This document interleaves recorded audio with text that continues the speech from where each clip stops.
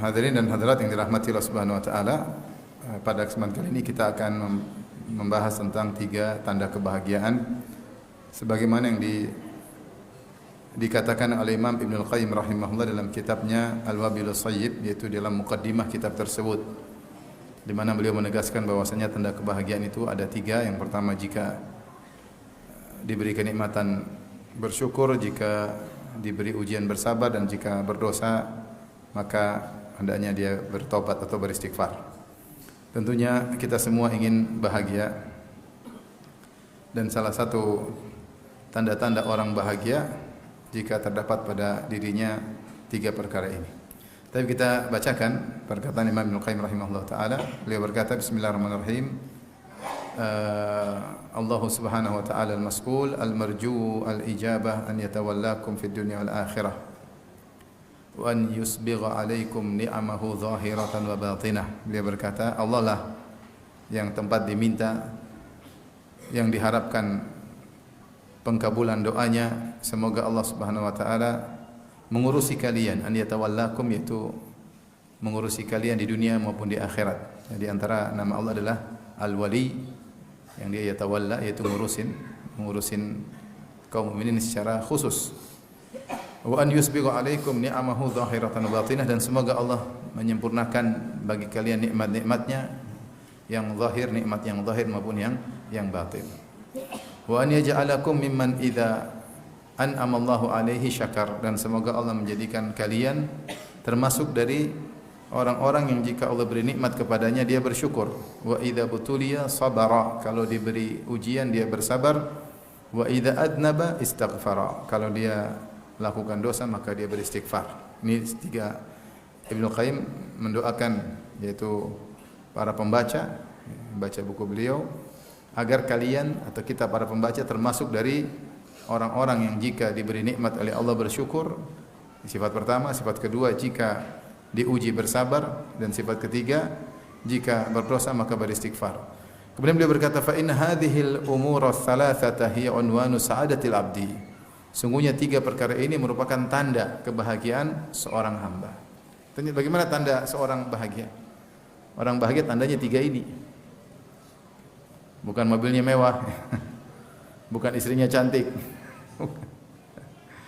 Bahagia apa? Ini tandanya, kata Ibnu Qayyim rahimahullah taala. Kalau diberi nikmat bersyukur, kalau diuji bersabar, kalau berdosa beristighfar. Betapa banyak orang hartanya banyak tapi tidak bahagia. Betapa banyak orang istrinya cantik tapi tidak bahagia. Betapa banyak wanita suaminya ganteng tapi menderita. Betapa banyak orang kedudukannya tinggi, jabatannya tinggi namun sengsara. Ya. Oleh karenanya Ibnu Qayyim menyebutkan tanda kebahagiaan umum dimiliki siapa saja, mau kaya, mau miskin, mau pejabat, mau rakyat jelata, terkenal tidak terkenal. Ya. Tanda bahagia itu ini, kalau diberi nikmat bersyukur, kalau diuji bersabar, kalau berdosa beristighfar. Kenapa? Fa in hadhil umur ats-tsalatsata hi unwanu sa'adatil 'abd. 3 perkara ini merupakan tanda kebahagiaan seorang hamba. Wa alamatu falahihi fid dunya huwa ukhrahu, dan tanda falahnya, keberuntungannya. Falah sebenarnya menafsirkan al-falah, yaitu seorang mencapai kesuksesan yang sukses tersebut konstan, menetap. Itu namanya al-falah. Al-falah. Kalau seorang sukses jatuh lagi, sukses jatuh lagi, sukses jatuh lagi, maka tidak dikatakan al-falah. Dikatakan qad aflaha, si fulan telah falah, maksudnya dia sudah konsisten dalam keberhasilannya. Maka siapa yang berputar pada 3 sifat ini, maka dia telah mendapatkan al-falah, keberuntungan di dunia, terlebih lagi di akhiratnya. Wala yanfakku 'abdun anha abadan. Dan bahwasanya seorang hamba tidak terlepas dari 3 perkara ini, ya. Fa innal 'abda da'iman yataqallabu baina hadhihi al-atbaqi ats-tsalathi. Sungguhnya hamba itu senantiasa berputar di antara 3 hal ini. Kalau enggak dia diberi nikmat, atau dia sedang diuji, atau dia sedang berdosa. Ya. Itu aja 3 hal tersebut. Kemudian beliau sebutkan, ni'amun minallahi ta'ala tataradafu alaihi. Nikmat-nikmat dari Allah yang turun terus menerus kepadanya. Faqaiduha asyukur, maka untuk mengikatnya agar terus turun tiada henti kepada sang hamba, untuk bisa mengikat nikmat tersebut adalah dengan bersyukur. Bersyukur. Bahkan bukan cuma diikat, bahkan ditambah. Bukankah Allah berfirman, la in syakartum la azidannakum. Ya. Jika kalian bersyukur, sungguh aku benar-benar akan beri tambahan kepada kalian. Jadi agar nikmat tidak hilang dari seorang hamba, dia hendaknya mengikat nikmat tersebut dengan syukur, bahkan bukan cuma mengikatnya, bahkan akan diberi tambahan lagi oleh Allah Subhanahu wa taala. Caranya dengan bersyukur. Baik, bagaimana cara bersyukur? Ini poin pertama, jika diberi nikmat apa? Bersyukur. Baik, bagaimana cara bersyukur? Kata Ibnu Qayyim rahimahullah taala, wa huwa mabniyun ala thalathati arkan. Syukur itu dibangun di atas 3 rukun. Yang pertama, al-i'tirafu biha batinan, mengakui bahwasanya nikmat dari Allah, nikmat semuanya itu dari Allah. Nikmat apapun semuanya dari Allah. Kata Allah, "Wa ma bikum min ni'matin faminallah." Apapun nikmat yang kalian rasakan, maka dari Allah. Apapun nikmat tersebut. Nikmat luas ya, nikmat kesehatan, nikmat kenyamanan, nikmat ketentraman, nikmat bisa makan, bisa minum ya. Nikmat bisa dapat hidayah, nikmat bisa ikut pengajian, berbagai macam nikmat. Yang kata Allah, wa in ta'uddu ni'matallahi la tuhsuha. Kalau kalian hitung-hitung nikmat Allah, kalian tidak akan bisa menghitungnya. Ya. Makanya kalau seorang tidak mengakui nikmat, dia tidak akan bisa bersyukur. Maka rukun pertama agar seorang bisa bersyukur, dia tahu bahwasanya ini adalah nikmat dan nikmat itu dari Allah. Kapan dia tidak tahu ini nikmat, dia tidak bisa mengakui dari Allah. Jadi ada tahapan, dia harus tahu ini nikmat. Maka harus mengadakan perenungan. Sungguhnya apa yang saya rasakan nikmat atau bukan? Kalau nikmat ya berarti dia tahu nikmatnya dari siapa? Allah. Seperti kita lah, kita alhamdulillah ya. Nikmat keamanan luar biasa, aman nyaman. Di sana banyak orang yang ketakutan, banyak orang yang enggak bisa ngaji, dakwah hancur, kacau balau. Dai-dai ditangkap, dai-dai dibunuh, ya. Orang tidak bisa ngaji bebas, orang tidak bisa sholat bebas. Sebagian tempat orang tidak bisa pakai jilbab bebas. Apalagi di negara-negara muslim ada fobia Islam. Saya ditelepon dari orang dari Amerika, seorang wanita, "Ustaz, di sini ada fobia Islam." Ya, maksudnya, Mbak, kadang-kadang ada orang non muslim datang tahu-tahu mendatangi orang berjilbab ditembak. Masya Allah, ngeri banget ya. Kita alhamdulillah pakai jilbab, insya Allah aman ya.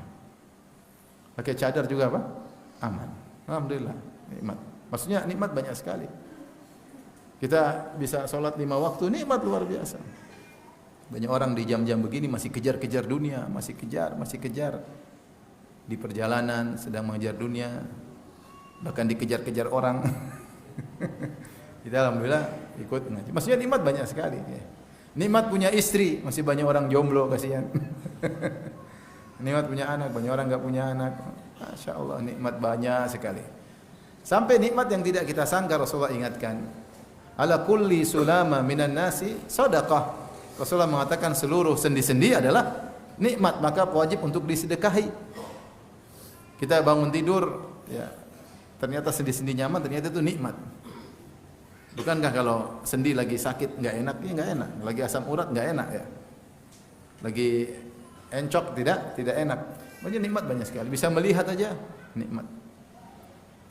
Gimana kalau dicabut pandangan? Oleh karenanya bahkan sebagian orang ada mengatakan, kalau kau ingin tahu tentang nikmat pandangan, coba kau bangun satu hari di malam hari, tutup matamu, terus kau pergi ke toilet cari odol. Jangan buka mata. Baru kau tahu bagaimana nikmat apa? Pandangan. Pandangan ini ternyata nikmat yang luar biasa. Oleh karenanya, jadi harus tahu itu nikmat. Kalau orang tidak menyadari nikmat, ya susah dia mau bersyukur. Susah dia untuk bersyukur. Tapi kalau dia sadar ini ada suatu nikmat, kelanjutannya dia mengakui nikmat tersebut semua dari Allah Subhanahu wa taala. Kita bacakan dulu baru kita jelaskan nanti. Yang kedua, rukun kedua, yang pertama al-i'tiraf biha batinan, yaitu mengakui dalam batin nikmat tersebut dari Allah Subhanahu wa taala. Yang kedua, wa tahaddutsu biha zahiran, yaitu mengucap-ucapkannya secara zahir. Alhamdulillah saya begini, alhamdulillah saya begini, alhamdulillah saya begini. Karena kalau kita tidak ungkit-ungkit, tidak ucapkan kita lupa. Makanya sering memuji Allah itu salah satu bentuk dari tahadduts bin ni'mah. Alhamdulillah. Jadi kita ucapkan dengan ungkapan. Yang ketiga, wa tasrifuha fi mardatillah. Menggunakan nikmat tersebut fi mardati waliha wa musdiha wa mu'tiha. Menggunakan nikmat tersebut kepada sang pemilik nikmat tersebut, dan sang penghadiah nikmat tersebut, dan sang pemberi nikmat tersebut. Maksudnya Allah Subhanahu wa taala. Fa idza fa'ala dzalika, jika dia melakukan hal ini, faqad syakaraha, maka dia telah mensyukuri nikmat Allah Subhanahu wa taala. Ma'a taqsirihi fi syukriha. Ini mungkin kalau kita bilang rukun keempat ya. Sambil mengakui bahwasanya dia tidak bisa sempurna dalam mensyukuri nikmat tersebut. Agar dia tidak ujub. Jadi Ibnu Qayyim menyebutkan 3 hal rukun syukur, mengakui nikmat dari Allah, yang kedua menyebut-nyebutnya dengan lisan secara zahir, yang ketiga menggunakannya di jalan keridhaan Allah Subhanahu wa taala, disertai dengan mengakui bahwasanya dia kurang dalam mensyukuri nikmat tersebut. Dalam kitab Madarijus Salikin, Ibnu Qayyim menyebutkan 5 kaidah syukur. Bahwasanya syukur itu dibangun di atas 5 pondasi. 3 pondasi yang disebutkan dalam kitab Al-Wabilus Shayyib, kemudian ada 2 tambahan. Tambahan yang keempat, wa khudu'us syakir lil mashkur, yaitu merendahnya seorang kepada Allah Subhanahu wa taala. Wa hubbuhu lahu, dan mencintai Allah Subhanahu wa taala. Ada tambahan ya. Jadi ketika dapat nikmat dia merendah kepada Allah Subhanahu wa taala ya, dan dia mencintai Allah Subhanahu wa taala. Baik, ini 3 hal yang disebut dengan rukun syukur. Kita ulangi yang pertama, al-i'tiraf bin ni'mah ya. Jadi cara pertama agar bisa mengakui nikmat tersebut adalah dari Allah, pertama harus mengenali nikmat-nikmat. Nah, kita kenali nikmat apa saja ya. Nikmat apa saja. Kita hitung-hitung, kita kenali. Kata Allah, fi anfusikum afala tubsirun, pada diri kalian tidakkah kalian melihat ya. Allah berikan nikmat sekujur tubuh kita banyak sekali. Jantung berdetak ya, setiap saat nikmat ya. Bahkan Allah berikan nikmat tanpa kita sadari. Kita sedang tidur, paru-paru berjalan, jantung menjalankan tugasnya ya. Kita tidak mengontrolnya, jalan sendiri. Kalau kita mengontrol gimana? Kita sedang tidur, tidak bisa kontrol ya. Kalau Allah hentikan satu saat, maka kita sudah tidak bisa hidup lagi. Nikmat-nikmat ini harus kita renungkan. Setelah itu kita mengakui nikmat tersebut dari Allah Subhanahu wa taala. Maka jangan kita sandarkan kepada sebab. Di antara bentuk kufur kepada Allah adalah menyandarkan nikmat tersebut kepada sebab. Apakah sebab tersebut adalah diri kita atau sebab tersebut pihak luar? Dua-duanya tidak boleh. Makanya di antara syirik kecil seorang berkata, laula fulan atau laula syurta, laula al-kalb, kalau bukan karena anjing semalam mungkin saya sudah kecurian, kalau bukan karena polisi mungkin saya sudah dijamret, kalau bukan karena dokter mungkin saya sudah meninggal dunia, kalau bukan karena nahkoda yang ahli mungkin saya sudah tenggelam. Ini semua adalah syirik kecil. Kenapa dikatakan syirik kecil, syirkul alfaz, syirik kecil? Karena dia yakin yang melakukan ini semua Allah. Sehingga ketika dia mengucapkan kalau bukan karena dokter mungkin saya mati, dia tahu, dia tidak mengatakan dokter yang menentukan hidup matinya, tapi dia tahu yang menentukan hidupnya siapa? Allah. Makanya dikatakan syirik kecil, bukan syirik akbar. Kalau dia meyakini dokter yang menghidupkan matikannya, syirik akbar. Tetapi orang ketika mengucapkan kalau bukan karena dokter mungkin saya sudah meninggal, maksud dia bukan itu. Maksud dia dokter adalah sebab. Tetapi dengan mengatakan kalau bukan karena dokter mungkin saya sudah meninggal, ini tidak beradab kepada Allah, karena menyandarkan nikmat kepada sebab. Harusnya menyandarkan kepada musabbib yang menentukan sebab dan akibat, yaitu Allah Subhanahu wa taala. Makanya Allah turunkan firman-Nya, ya'rifuna nikmatallahi tsumma yunkirunaha. Mereka mengenali nikmat Allah kemudian mereka mengingkarinya. Di antara tafsir ayat ini adalah ketika sekelompok orang berlabuh di lautan kemudian dihantam dengan ombak besar, kemudian mereka ketakutan, kemudian Allah selamatkan. Ketika mereka selamat di daratan, mereka berkata, kalau bukan kemahiran dari nahkoda, mungkin kita sudah tenggelam. Jadi mereka menyandarkan keselamatan kepada apa? Nahkoda. Ya. Maka ini tidak bersyukur karena menyandarkannya kepada sebab, kepada selain Allah Subhanahu wa taala. Mungkin yang berkata, saya hanya menjelaskan sebab Ustaz. Saya tahu yang menyelamatkan adalah Allah. Itulah syirik kecil. Itulah syirik kecil yang dilarang. Kalau kau bilang dokter yang menyelamatkan, syirik akbar, kafir. Maka aturannya seorang ketika mendapat nikmat dia mengatakan, kalau bukan karena Allah, kemudian dengan sebab dokter mungkin saya sudah meninggal. Itu adabnya demikian. Justru ketika mendapatkan kenikmatan, keselamatan, yang dia ingat langsung adalah siapa? Allah, bukan sebabnya, bukan sebabnya. Ya. Misalnya teman antum bawa hadiah, kirim hadiah mobil buat antum. Nih, kasih mobil buat si fulan. Terus yang bawa supirnya. Sampai di rumah antum bilang, Masya Allah, kalau bukan karena engkau mungkin enggak ada mobil. Saya cuma supir om. Yang kirim apa? Kawan. Ya, harusnya dia syukurnya kepada siapa? Kawan yang beri hadiah mobil tadi, bukan supirnya ini. Supir juga cuma bawa doang. Maka jangan bilang kalau bukan dokter, ya salah. Dokter ini yang bikin kau ketemu dokter itu siapa? Allah. Kalau Allah tidak mentakdirkan kau ketemu dokter, kau tidak ketemu dokter. Kalau Allah tidak mentakdirkan dokter hidup bertemu dengan kamu, kau tidak akan ketemu dokter tersebut. Jadi beradab dalam menyandarkan nikmat. Maka seorang berkata, kalau bukan karena Allah, kemudian dengan sebab apa? Dokter, mungkin saya sudah meninggal dunia. Ini menyandarkan nikmat kepada sebab khariji, kepada orang lain. Di antara yang dilarang adalah menyandarkan nikmat kepada diri sendiri. Kalau bukan karena saya rajin belajar, sama. Itu sekarang menyandarkan nikmat kepada diri sendiri. Saya begini kenapa? Karena saya rajin belajar, karena saya gini, karena saya gini. Nah, ini bahaya juga. Dan ini lebih berbahaya daripada awal. Kalau ini menyebabkan ujub. Menyebabkan apa? Ujub. Apa itu ujub? Ujub yaitu menyertakan dirimu bersama Allah dalam keberhasilan. Itu nama ujub. Kau menyangka bahwasanya keberhasilanmu itu karena kerjasama antara Allah dengan dirimu.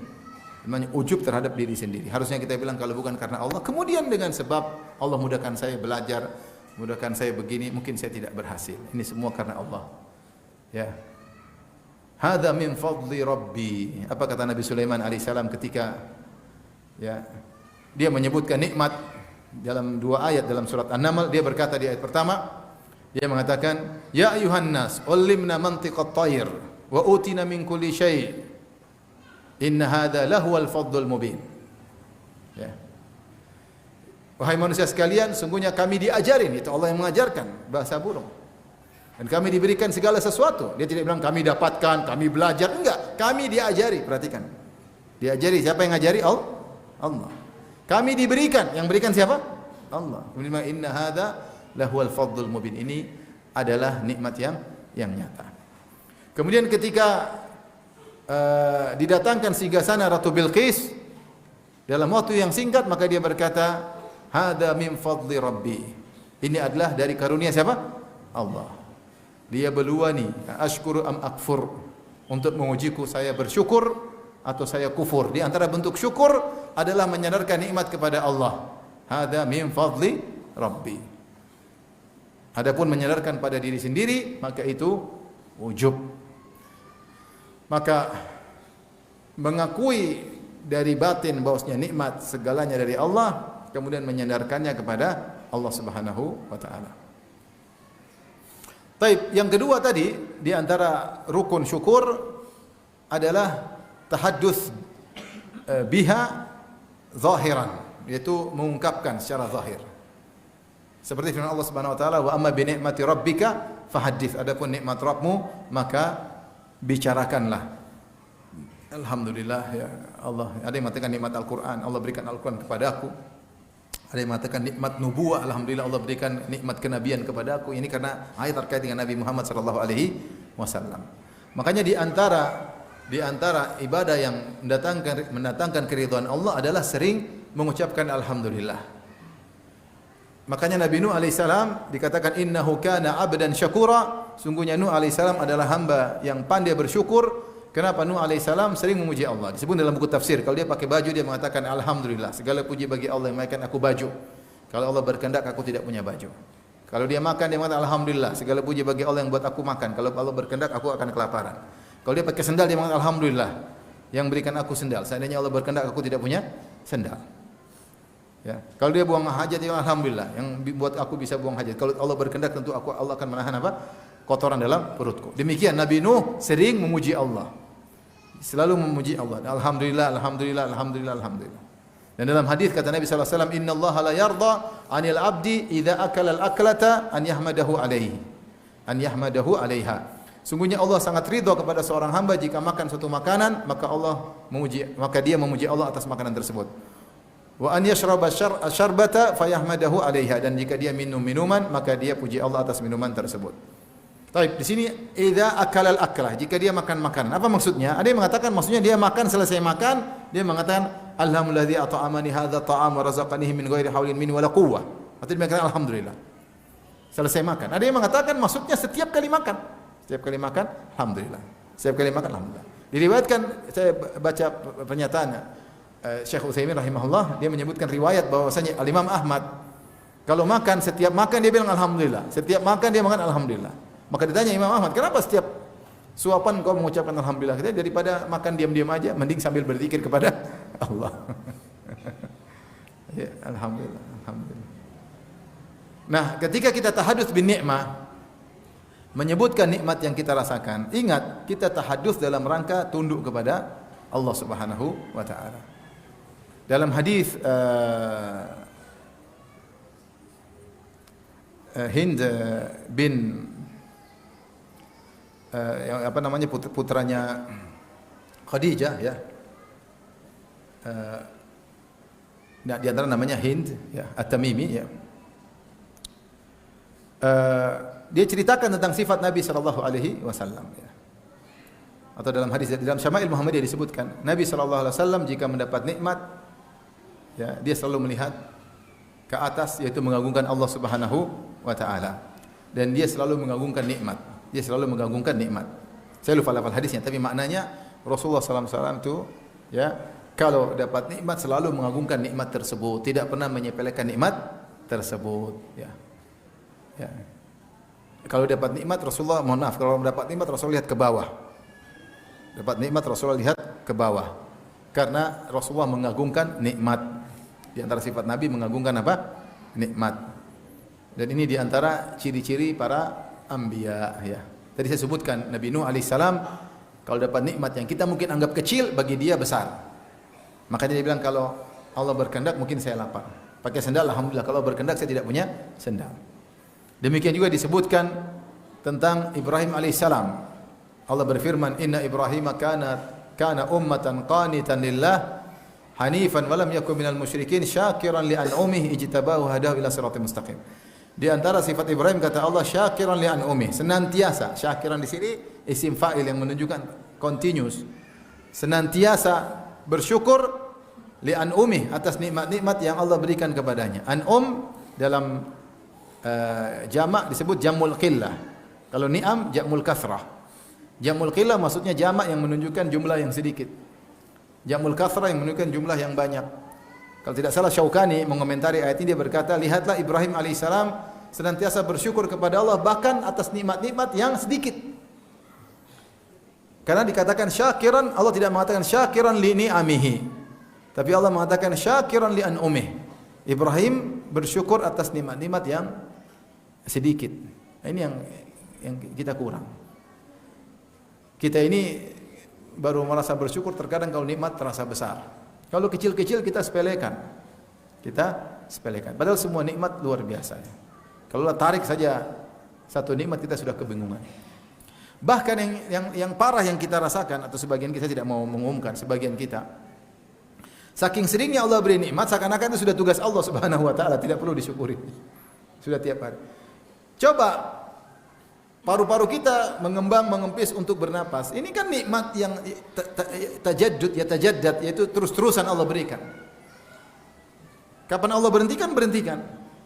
Ketika orang-orang kena corona susah bernapas, paru-parunya enggak bisa mengembang, mengempis seperti biasa. Baru dia tahu bahwasanya tentang nikmat bernapas. Kapan dia rasakan? Ketika dia sakit. Padahal selama ini dirasakan nikmat tersebut dan dia tidak terbetik dalam benaknya untuk bersyukur. Iya enggak? Kita bicara kita ini. Kita tiap hari bernapas dengan nyaman. Apakah pernah terbetik dalam benak kita untuk mensyukuri nikmat paru-paru? Enggak pernah. Jantung kita berdetak setiap saat. Apakah pernah kita mensyukuri nikmat bisa berdetak jantung? Enggak pernah. Kecuali seorang kena serangan jantung baru dia, alhamdulillah, masih berdetak. Orang sudah kena corona, saturasi oksigen turun baru, alhamdulillah, bisa bernapas. Selama ini enggak pernah kepikiran. Enggak pernah kepikiran. Beda dengan para anbiya. Mereka mengagungkan setiap nikmat yang mereka rasakan. Padahal nikmat kita begitu banyak. Jadi mau saya kalau kita sebut-sebut nikmat dengan muji Allah, alhamdulillah begini, bukan untuk ujub, tapi untuk semakin merendah di hadapan Allah, mengakui bahwasanya nikmat itu semua dari Allah. Jadi beda, bisa terlihat dari cara berbicara, dari gestur tubuh. Alhamdulillah, saya sudah hafal Quran, alhamdulillah. Alhamdulillah itu kelihatan sombong ya. Iya enggak? Kamu hafal berapa juz? Alhamdulillah. 30 juz, alhamdulillah. 30 juz apa juz 30? Keliru, juz 30. Kelihatan cara dia. Jadi menyebut nikmat Allah bukan untuk tawadhu. Allah itu suruh sebut nikmat Allah, tujuannya apa? Untuk tawadhu di hadapan Allah, bukan untuk sombong. Makanya Uwais Al-Qarani ketika dia sakit, kena penyakit baros seluruh sekujur tubuhnya sakit, maka dia minta kesembuhan kecuali qadra dirham, kecuali seukuran sekeping dirham tersisa di perutnya agar dia tidak sembuh, biarkan penyakit itu ada. Supaya apa? Supaya dia kalau lihat selalu ingat Allah. Alhamdulillah, dulu saya kena penyakit baros, tuh masih ada sisanya. Kalau lihat alhamdulillah, selalu ingat. Makanya dia tidak ingin sembuh total, dia ingin disisakan sedikit biar enggak sembuh. Supaya apa? Selalu dia ingat nikmat Allah. Dan dia ingat nikmat Allah untuk merendahkan diri, bukan untuk menyombongkan diri. Saya ini alhamdulillah kalau jualan pasti laris. Saya ini alhamdulillah kalau orang ketemu saya pasti tunduk sama saya. Saya alhamdulillah, itu namanya bukan alhamdulillah, itu namanya sombong. Nanti ada orang pamer-pamer kekayaan di Facebook, tahadduts bin nikmah. Ini lagi tunjukkan kenikmatan Allah.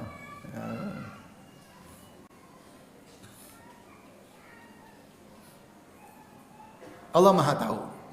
Seorang tahadduts bin nikmah itu untuk tawadhu di hadapan Allah atau untuk apa? Ujub dan sombong.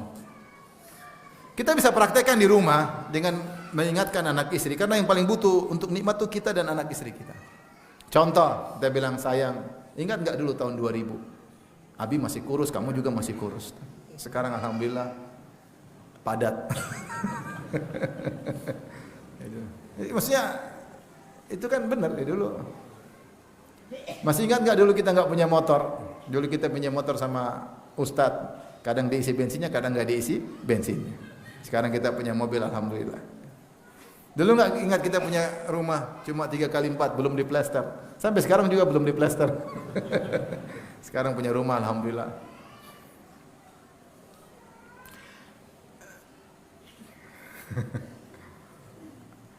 Sama anak-anak, dulu tahu gak Abi kayak begini, kamu itu kan zaman dulu, sekarang beda.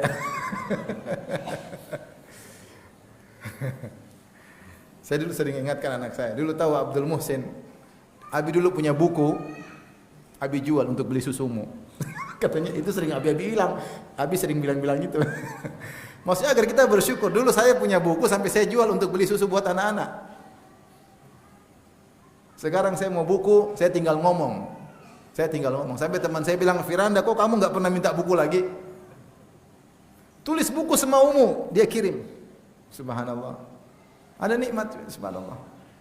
Dulu saya sampai jual buku karena nggak punya duit. Sekarang saya mau buku apa saja, ada yang belikan dan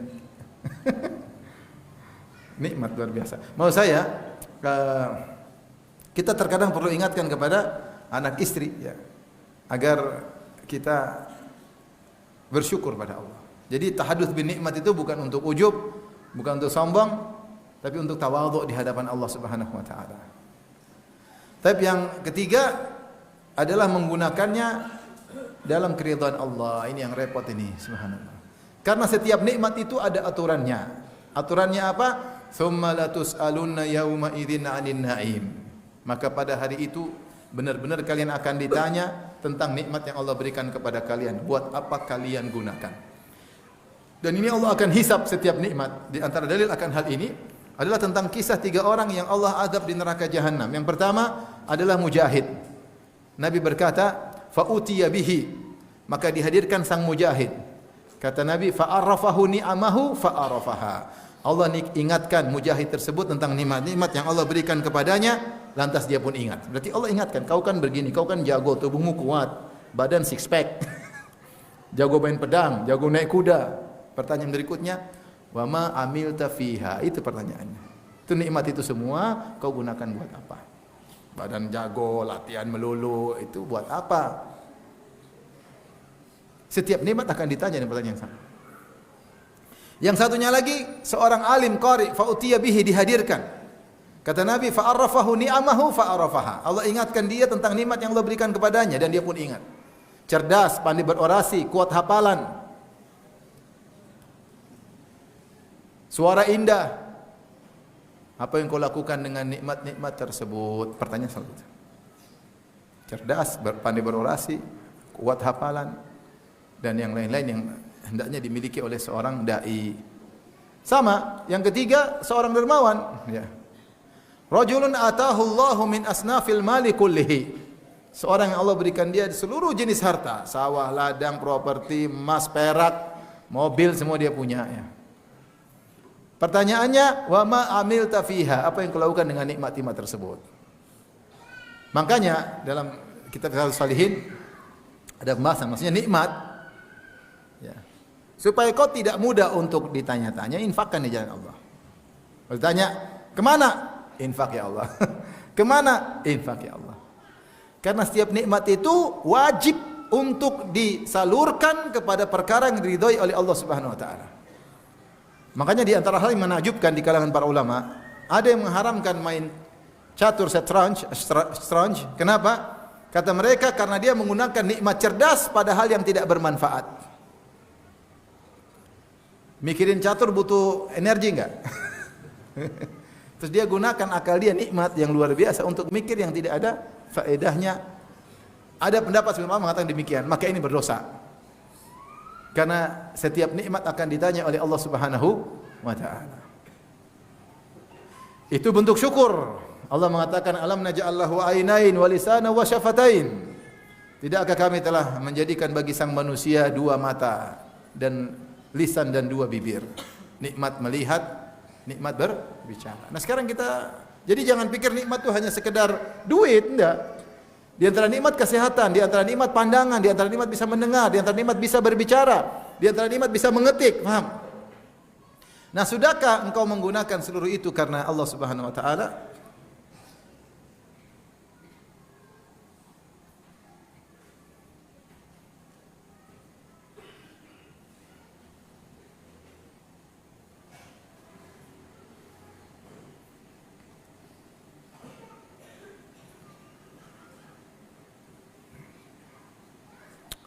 Sudahkah engkau menggunakan nikmat tersebut yang diberi oleh Allah Subhanahu wa taala?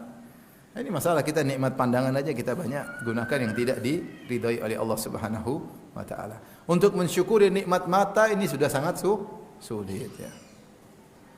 Apalagi di zaman sekarang, apalagi medsos. Maka perlu mungkin kita muhasabah diri ketika melihat sesuatu ini, pandangan diridhai oleh Allah enggak? Kalau enggak diridhai jangan dilihat. Kalau ridhoi lanjutin. Coba putar Korea, ridho enggak Allah Subhanahu wa taala? Kalau ridho lanjutkan seri berikutnya. Kalau tidak diridhoi segera tutup, ganti lihat yang lain. Ganti lihat yang lain. Baik. Jadi kapan seorang menggunakan nikmat yang Allah berikan bukan untuk diridhoi oleh Allah, maka dia tidak bersyukur. Kemudian Ibnu Qayyim tambahkan keempat, ma'a taqsirihi fi syukriha, sambil dia meyakini bahwa dia tidak mampu mensyukurinya dengan sempurna, Pantas kaya, memang Allah tahu saya pantas apa? Kaya. Memang Allah tahu saya pantas kaya. Kapan kita merasa saya pantas dapat nikmat itu, kita susah bersyukur. Tapi kapan kita bersyukur, kita merasa saya enggak pantas tapi Allah kasih saya enggak pantas tapi Allah kasih saya. Tapi kalau memang saya pantas, memang kita malah merasa itu kewajiban Allah kasih kita. Dan kalau kita sudah merasa memang saya berhak, saya pantas, syukurnya susah. Syukurnya susah. Maka syukur itu diantaranya merasa tidak pantas bahwasanya kita berhak mendapatkan nikmat-nikmat tersebut. Tapi nikmat-nikmat tersebut karunia murni karunia Allah Subhanahu wa taala. Tapi kita selesai dari syukur. Tanda kebahagiaan seorang. Jadi kalau antum dapat dalam diri antum suka bersyukur, alhamdulillah, dapat ini alhamdulillah. Pulang ke rumah punya rumah alhamdulillah, meskipun kecil alhamdulillah. Alhamdulillah. Mensyukuri nikmat tersebut, tidak membenci nikmat tersebut, tidak. Alhamdulillah. Punya motor alhamdulillah, masih banyak orang jalan kaki. Syukur punya motor, masih banyak orang yang punya motor bagus tapi utangnya belum lunas. Jalan kaki pun bersyukur, masih banyak orang yang tidak punya kaki. Itu pun kalau punya kaki dia jalankan ke bioskop, kaki saya jalankan buat ke masjid. Alhamdulillah. Selalu begitu. Jadi kapan antum sering mensyukuri nikmat Allah, maka itu antum sedang bahagia. Sedang bahagia. Kalau antum tidak sering bersyukur, maka tidak bahagia. Tanda antum tidak bahagia. Tamak, selalu mengeluh, selalu kena begini, kena begini. Ya itu berarti antum tidak bahagia. Karena siapa yang menerima karunia Allah, dia pasti bahagia. Siapa yang tidak mensyukuri nikmat Allah, dia pasti tidak bahagia. Tanda yang kedua, ats-tsani mihanun minallahi ta'ala yabtalihi biha. Yaitu ujian-ujian yang Allah berikan kepada seorang hamba untuk mengujinya. Di sini Ibnu Qayyim menggunakan takbir mihanun minallah, ujian dari Allah, untuk menegaskan bahwasanya segala ujian yang menimpa kita bukan dari siapa-siapa. Tapi dari siapa? Allah. Bukan dari siapa-siapa. Meskipun sebabnya ada. Kita seorang wanita diuji dengan suami yang kurang ajar, suka bentak-bentak. Taib. Benar yang interaksi langsung suami. Siapa yang mentakdirkan ini? Siapa yang mentakdirkan? Siapa? Allah. Maka hakikat ujian seluruhnya dari siapa? Allah. Makanya ketika firman Allah, ma asaba musibatin illa biiznillah. Wa man yu'min billahi yahdi qalbah. Dalam surat At-Taghabun. Tidak ada musibah kecuali dengan izin Allah. Maka siapa yang beriman, maka Allah berikan petunjuk kepadanya. Apa kata Alqamah? Rajulun asabathu musibatun faya'lamu annaha min indillah fayardha wa yusallim. Ini tentang seorang yang dia terkena musibah dan dia tahu musibah tersebut dari Allah. Karena Allah berfirman, "Ma asaba min musibatin illa biiznillah." Tidak ada satu musibah pun kecuali dengan izin apa? Allah. Mau diomelin istri, mau diomelin suami, mau sakit, mau rugi, mau apapun, semuanya dengan izin Allah. Maka dia tahu musibah tersebut dari sisi Allah. Ketika dia tahu dari sisi Allah, maka dia pun ridha dan dia pasrah. Maka sini Ibnu Qayyim membuka perkataan yang mengatakan mihanun minallah, ujian-ujian dari Allah. Allah uji dia. Apa kewajibannya? Fa fardhuhu fiha as-sabru wat taslim. Maka kewajiban seorang menghadapi ujian-ujian tersebut adalah sabar dan nerima. Apa itu sabar was sabru? Kata Ibnu Qayyim rahimahullah taala, habsun nafsi anit tasakhuti bil maqdur wa habsul lisani anis syakwa wa habsul jawari anil ma'siyah kal latmi wa syaqqi thiyabi wa natfi sya'ri wa nahwi dzalik. Sabar itu secara bahasa artinya habsu, menahan diri. Makanya dalam istilah kutila sabran, kutila sabran, ada orang kutila syahidan maksudnya dia maju dalam medan pertempuran dibunuh. Kalau kutila sabran maksudnya dia ditangkap kemudian dibunuh, ditahan kemudian dibunuh. Bukan dia sebagian orang salah terjemah, dia dibunuh dalam kondisi sabar. Padahal maksudnya kutila sabran itu dia ditangkap, ditahan kemudian apa dibunuh. Jadi sabar maknanya adalah habs, menahan diri. Tapi menahan diri itu berarti apa? Berarti ada gejolak. Ada potensi untuk mau lepas kontrol tapi dia tahan. Itulah namanya apa? Sabar. Sabar dari apa? Sabar dari tasakhut bil maqdur, sabar dari marah dengan musibah tersebut. Kenapa ya Allah kau timpakan? Ini namanya tidak sabar. Ini tidak sabar. Kenapa kondisi saya seperti ini? Ini dia sabar dengan takdir yang terima. Dia marah. Misalnya suaminya meninggal, kenapa kau pergi meninggalkan aku misalnya? Waktu masih hidup tidak dicari-cari. Sudah meninggal, kenapa kau meninggalkan aku? Kenapa? Utang belum lunas.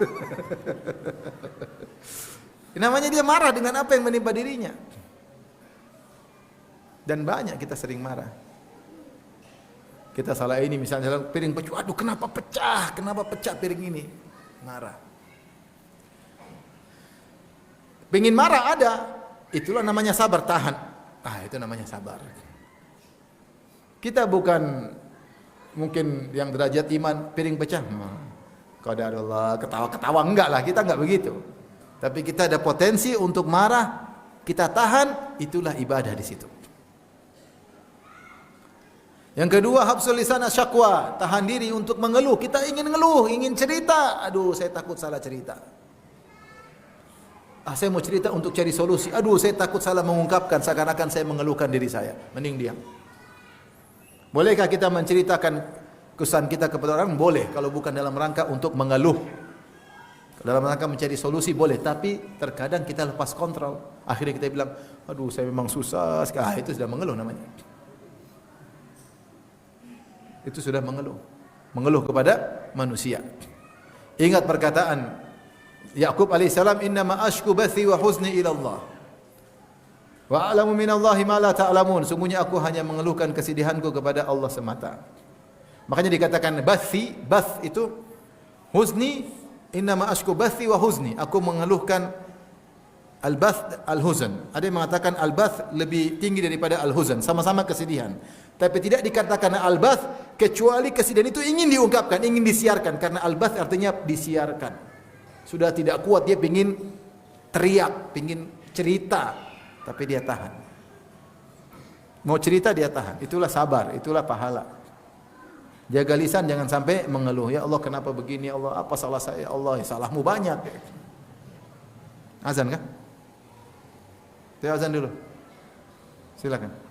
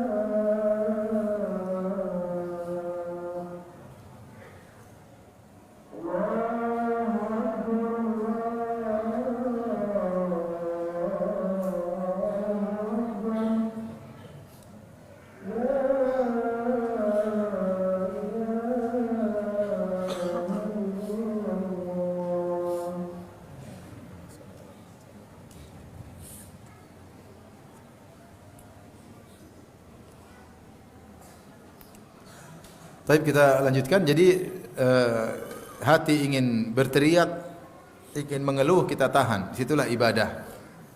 Menahan lisan agar tidak mengeluh kepada manusia, tapi mengeluh hanya kepada siapa?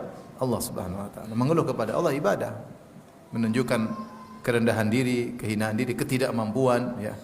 Seperti tadi malam kita sebut, Nabi ketika diusir dari kota Taif dia mengatakan, Allahumma inni ashku ilaika dha'fa quwwati wa qillata hilati wa hawani 'alan nas. Ya Allah, aku mengeluhkan kepada Engkau tentang lemahnya kekuatanku, sedikitnya kemampuanku dan hinanya aku di hadapan manusia.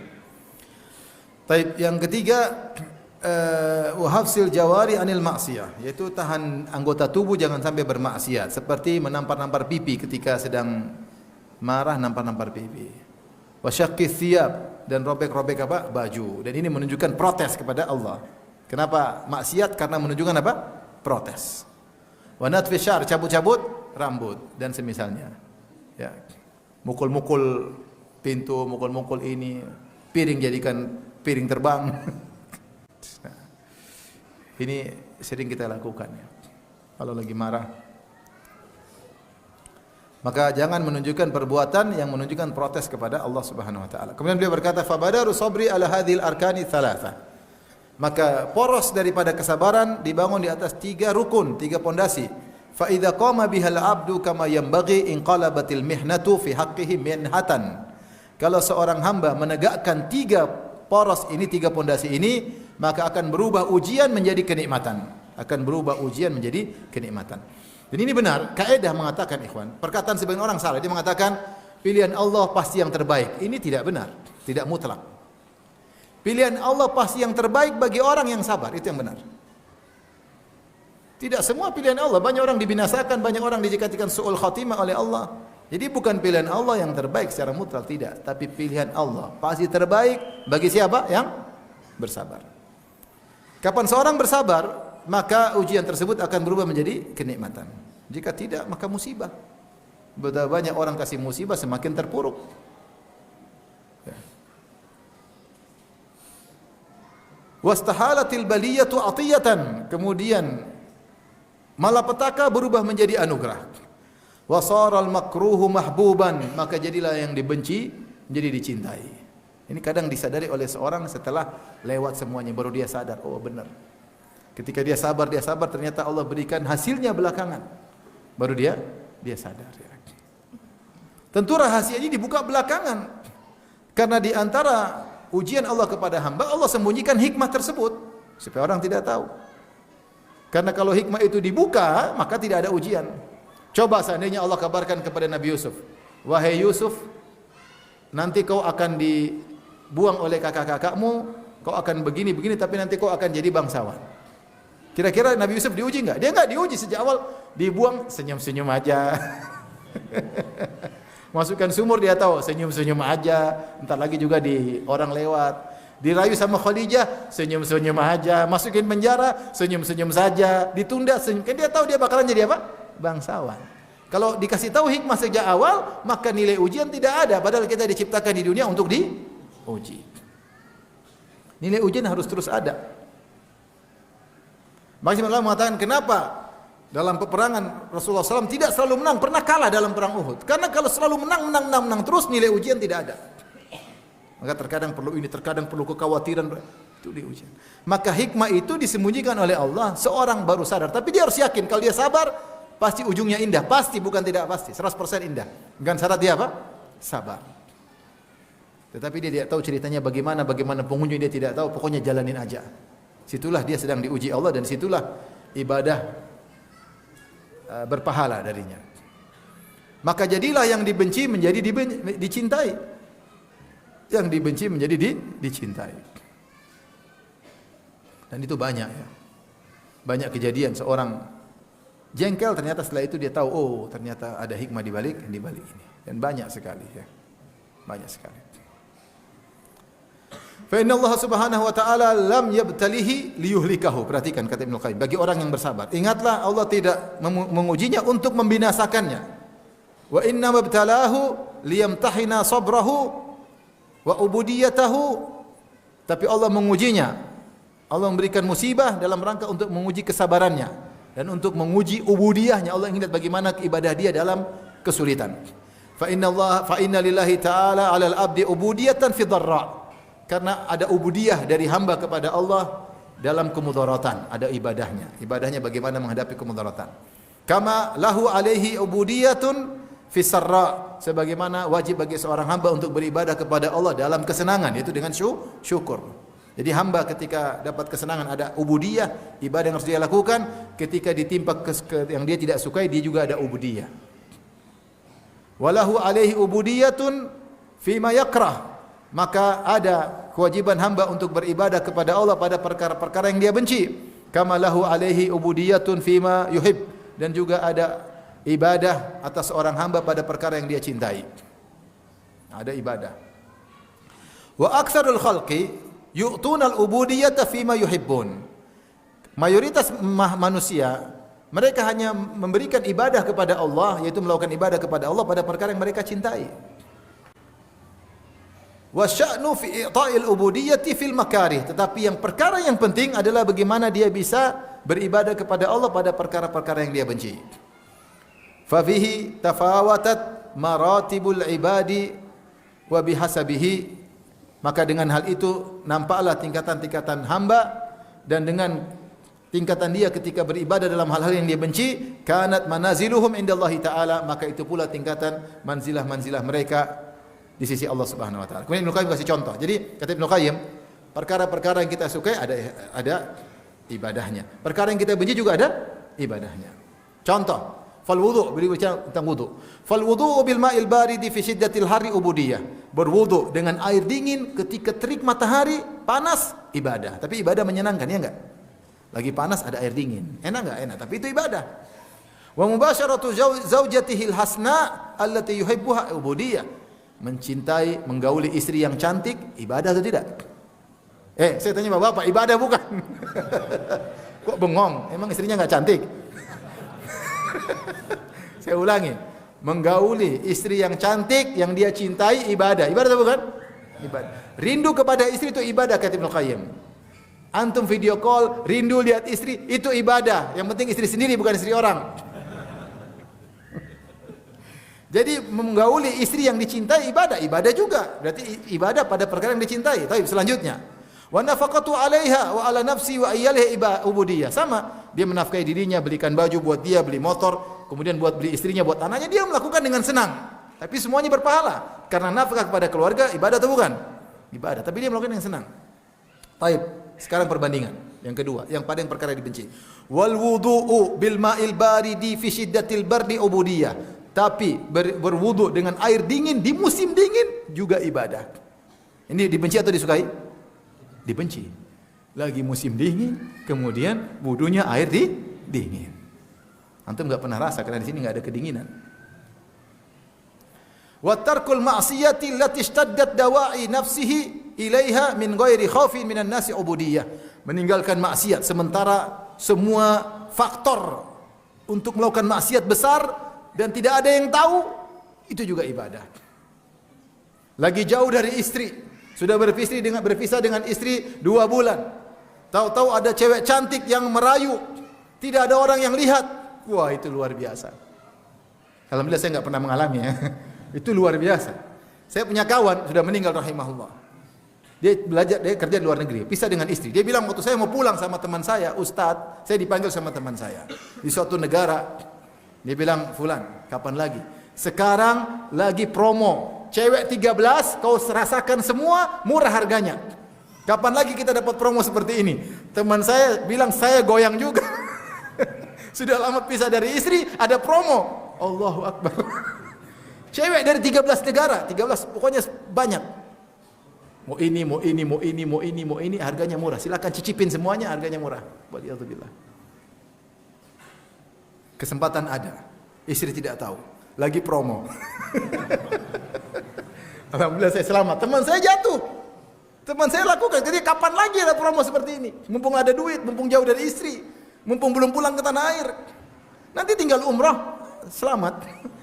Jatuh temannya, dia tidak, alhamdulillah. Ngeri. Ini adalah ibadah meninggalkan hal tersebut. Wa nafaqatu fi dharra'i ubudiyah, sama.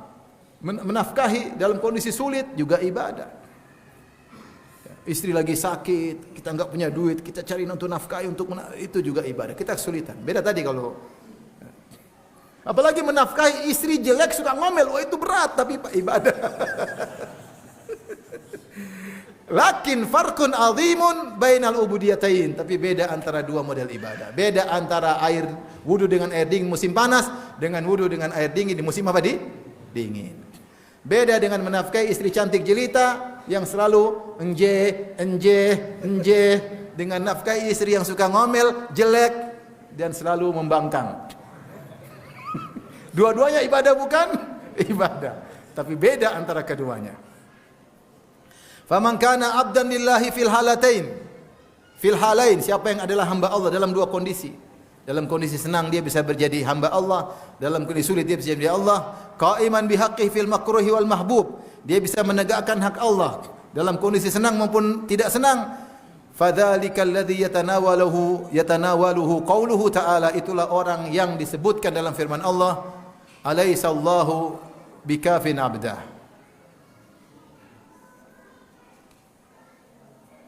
Alaihissallahu bikafin abda. Dalam riwayat, dalam qiraat yang lain, alaihissallahu bikafin ibadahu. Bukankah Allah akan mencukupkan hambanya? Siapa yang kuat ibadahnya, Allah akan cukupkan urusannya. Wa huma sawa, apakah qiraat abdahu atau ibadahu sama saja. Li'annal mufrad mudhafun faya ummu umamal jam'i. Karena di sini alaihissallahu bikafin abdah. Abdahu, abdun mufrad diidhafakan kepada Allah sama dengan ibadahu, karena mufrad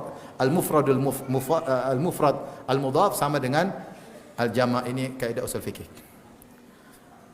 Fal kifayatu tammatu mal ubudiyati tammah wan naqisatu ma'an naqisah. Maka Allah akan mengayomi dia secara sempurna jika penghambaannya, ibadahnya sempurna. Dan pengayoman Allah terhadap dia, pengurusan Allah terhadap dia juga kurang jika ibadahnya kurang. Faman wajada khairan falyahmadillah, siapa yang mendapati kebaikan maka pujilah Allah. Selama ini dia beribadah kepada Allah, tahu-tahu Allah beri kecukupan. Wa man wajada ghaira dzalik fala yalumanna illa nafsah, siapa yang mendapati yang lainnya maka jangan dia cela kecuali dirinya sendiri. Wa haula'i hum ibaduhu alladzina laisa li aduwwihi alaihim sultan, mereka itulah hamba-hamba Allah yang tidak bisa diganggu oleh syaitan. Qala Allah Ta'ala, inna ibadi laisa laka alaihim sultan, sungguhnya hamba-hambaku, yaitu hamba-hambaku yang beribadah kepada Allah dengan ibadah sempurna dalam kondisi yang disukai ataupun yang dibenci. Laisa laka alaihim sultan, tidak ada kekuatan bagimu wahai iblis kepada mereka. Ternyata masih panjang. Sudah dulu ya? Lanjut apa sudah?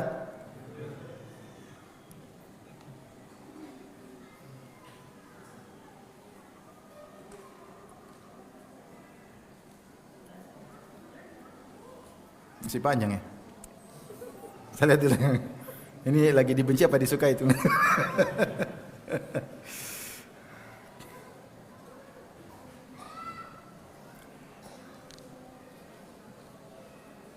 Masih panjang. Kita lanjutkan kesempatan lain ya. Insyaallah ya. Kita lanjutkan kesempatan yang lain. Sedikit-sedikit saja biar bisa diamalkan ya. Nanti kalau kebanyakan susah diamalkan. Sepakat? Harus sepakat. Ya udah, mudah-mudahan Allah menjadikan kita hamba kalau diberi nikmat bersyukur, kalau diuji bersabar, kalau berdosa beristighfar. Insyaallah pengajian kita masih ada kelanjutannya dari penjelasan Ibnu Qayyim dalam kitabnya Al-Wabil As-Sayyib. Insyaallah pada pertemuan berikutnya di masjid ini juga insyaallah taala dengan izin Allah Subhanahu wa taala. Demikian saja yang saya sampaikan. Allah taala alam bisawab. Enggak usah ada tanya jawab ya.